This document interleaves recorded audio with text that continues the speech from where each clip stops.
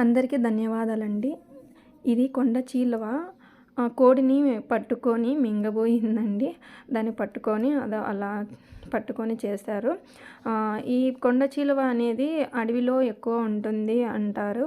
కానీ ఇక్కడ ఎందుకొచ్చింది అక్క అని మీకు ఆలోచన రావచ్చు. మాది మునక ప్రాంతం అండి. మా ఊరంతా మునకపోయింది. కాబట్టి మా ఊరి చుట్టంతా ఎక్కువ నీళ్ళతో నిండిపోయిందండి. కొంతమంది అక్కడ వేరే చోట ఇల్లులు వేసుకొని ఉన్నారు. మరికొంతమంది ఇక్కడే ఆర్థిక సమస్యలతో ఉన్నామండి. అలాగా ఈ పాములు ఈ పామే కాదు, ఇంకా చాలా చాలా రకాల నాగుపాము అవి ఇవి అనేసి చాలా చాలా పాములు ఇళ్ళలోకి వస్తున్నాయండి. నాకు చెబుతుంటేనే ఏదోలాగా ఉంది. అట్లా ఆ పామును చూస్తుంటేనే ఏదో అయిపోతుందండి.